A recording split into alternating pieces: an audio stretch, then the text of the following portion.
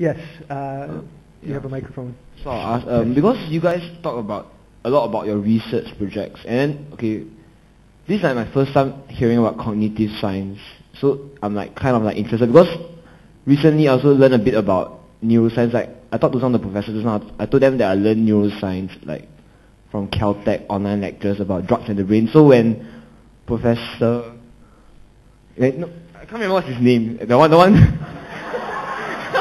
one sitting in front of me, straight in front of me. Yeah, Lisberger.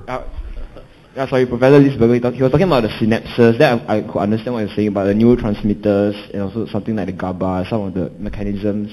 And so I feel that, like, because I'm not sure whether many of us sitting here, as in some of the students here may study neuroscience or may develop the neuroscience research. They may not study neuroscience directly, but they may engage or be involved in, I don't know, doctoral research projects on cognitive science. So for the other people sitting here, how can they contribute to the cognitive science development in, I think, Singapore or maybe in the world in terms of, like, I don't know, monetary help or in terms of like spreading the awareness? Because I think many Singaporeans and even many people in the world, they are not aware of this new field of cognitive science. I think more of them know about neuroscience, but they are not aware that there's this new emerging science called cognitive science. Okay, what I learned so far from what most of the professors have shared during their plenary sessions is that cognitive science helps you to think very rationally. It helps you in terms of science, it helps you to look at science in a very systematic manner before you make any hypotheses or conclusions when you're doing your research, which is quite different from like biology, chemistry, or even physics or engineering, how you approach your research projects, because it helps you make the right conclusion before you jump into conclusions. So let me ask, the essence of your question is, how can Singaporean students contribute? And Singaporean students and the people sitting here, or in general. So how can a young person contribute before being a researcher hired by a university or whatever? Is that what the essence of the question is? Yeah, more or less about that.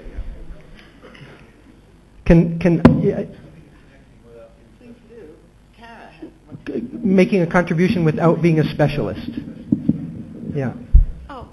Sorry, to answer your question, organize a conference like this. I just sort of think that, I mean, what you were saying about Singaporean students, the first thing I noticed is that a lot of students are torn between two completely different interests and have no way of thinking that they can integrate it and pursue it in a serious manner. It's always pursuing one and something else as a hobby.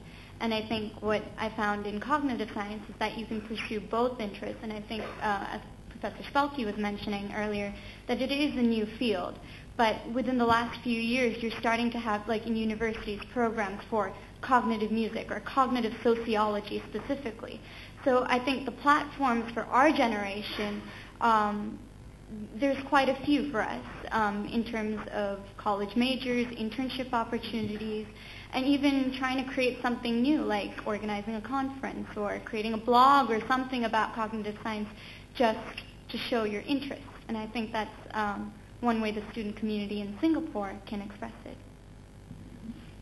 Thank you, Tara. I'm going to go first to the guy with the microphone here in the white shirt, and then we'll come over here to Mike. Good afternoon, professors.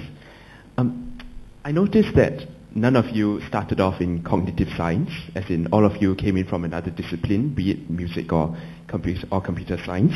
So my question is more of how easy is it today for people who are in a somewhat related discipline, like a math major, to enter cognitive science or neurobiology? How difficult would it be? It's easy. So I've been involved in graduate admissions at 2 institutions, and let me tell you what our criteria are. We're looking for people who are smart. We're looking for people who can explain why they're interested. And we're looking for people who have done something well and thoroughly, who have thrown themselves into it. And We don't care whether it was mathematics or economics or public service, of course, as long as they have some science background. But you really, I don't think where you're coming from is important. I think what's important is who you are, what you've done, and what your visions are. I don't know how many of you are college students and are interested in pursuing graduate education, but let me also comment about that from the perspective of admissions into a psychology program. I find that students' intuitions about this sort of thing are sometimes a little wrong. By far the most important factor in my experience for graduate admissions is research experience and accomplishment. That can dwarf the grades that you get in your courses to a fantastic degree. And that kind of answer should be a happy one if you're something like a math major, right? Because if someone who's a math major ends up getting involved in research, which, by the way, is completely possible. The overhead involved in getting involved in certain types of research might require you to spend a lot of time learning new methods, but there are several areas of cognitive science and several methods where you can really jump right in and get involved very quickly. If you got involved in research and accomplished some interesting research, I think people would not even care if they even noticed what your major was in the first place. So another answer to your question is, regardless of what major you are, get involved in research. Does it matter if it's cognitive science research, or is it any research? Get involved in cognitive science research. And I'd like to talk a little bit about sort of cultural stereotypes and expectations. And so I'm Asian American. I was raised in the United States by Korean parents, which was interesting because even though I was in America, my parents still thought it was the 50s in Korea. And so while I was being raised, I had this kind of weird situation where I was living an American life, yet had all these kind of Asian expectations heaped onto the way I was living. One of the things I learned is that Asian, I'm really stereotyping here, I apologize to everyone in the room who is offended by this, but Asians, broadly speaking, tend to put a lot of emphasis on the early part of your achievement, meaning what you do in elementary school, high school, so that you can get into a great college, and that somehow is your badge of achievement, and then for the rest of your life you can say, I just went to a great college. I think, though, in the world of academics and science, it doesn't really matter at all. I mean, nobody cares where I went to college. Nobody cares how I did in high school. What really matters is what original contributions I did after I got my schooling. And so I think that it's a little, there's a big cultural difference. Even today, my parents say, but you went to such a great college. I'm like, I'm not at all interested in what I did 20 years ago. What I want to know is what I'm going to do in the next 20 years. And so I think a lot about cognitive science, or any science for that matter, really is about looking forward to the next question. And I think I would encourage you not to worry too much about feeling handcuffed by any choices you've made in the past, and think more about where you want to get to and what you're really interested in. Thank you. My question is directed towards Tara. Firstly, I'd like to thank you for your splendid performance last night, where you showcased your talent in music. I'd like to ask, what was the spark that got you to organize this great, successful event? And basically, I'd like to find out more about your journey in organizing this. Thank you. Well, I guess my interest did come from music. I really love music. I've done it for most of my life, but I mean, I still love science. And then I just came across this book called Musicophilia by Oliver Sacks, and I saw a program on the National Public Radio in the U.S., and he was describing how people with Parkinson's disease or people with speech impediments would listen to music or hear a phrase sung instead of spoken with the usual speech therapy, and they were able to slowly recover their speech impediment and get over it. And I think that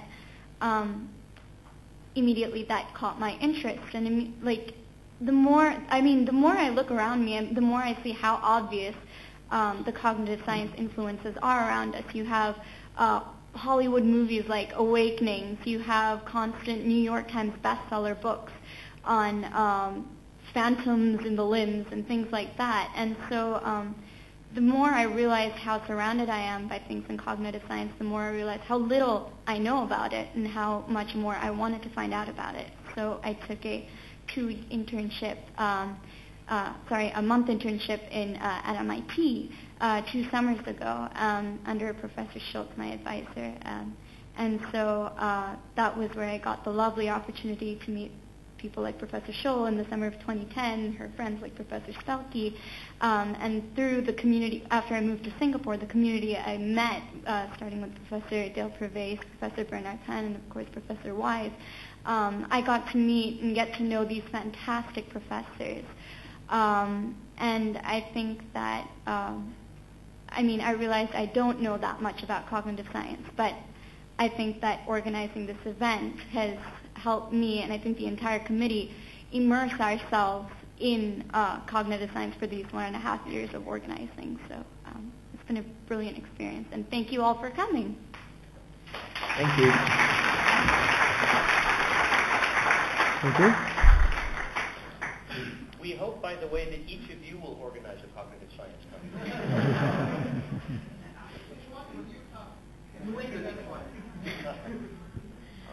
I would like to thank everyone for giving us such a nice lecture. Conference. Okay, I have one question. Is it possible to cure autism using cognitive science concepts?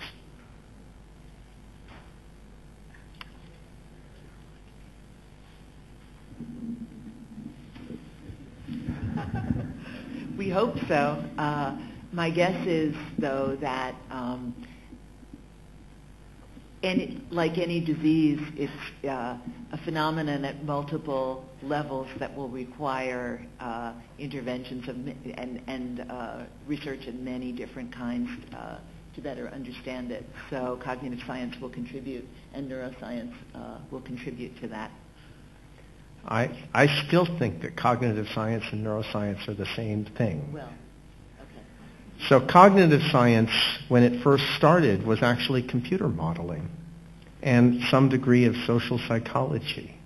And then it evolved into human neuroscience and got bigger and went sort of more theoretical, perhaps I would say.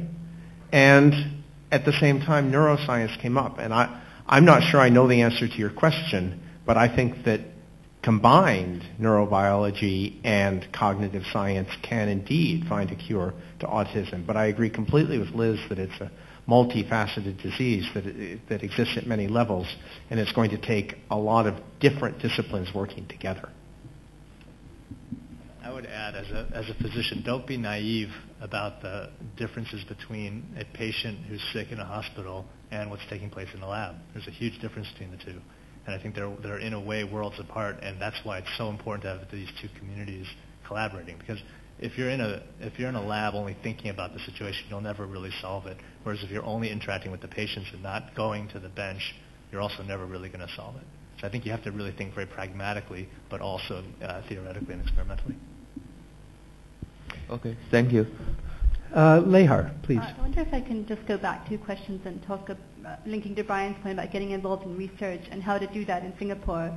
So there is very active cognitive science research in Singapore in psychology department at NUS, at NTU, A-STAR, Singapore Institute of Clinical Sciences, and of course Duke NUS. So I would really encourage interested students to look at these websites and look at faculty profiles and email people whose work you may be interested in and volunteer in their labs or spend time with them learning about cognitive science research here as well, if you don't have the opportunity to go overseas. So I think that's one way to get directly involved and to get your feedback in a discipline that you tend not to experience in high school. Thank you. I'll take this opportunity to plug something else at NUS too. The NGS, which is an integrated sciences program that's meant to serve students who have fundamentally interdisciplinary interests that don't fit into one of the pre-existing departments. So there's a real recognition that it is interdisciplinary, and there are students with interests that aren't prefabbed, and I mean the program isn't prefabbed. And you come and you choose 2 different supervisors from different areas, and you get a custom curriculum. And I am sure that all the major universities are addressing this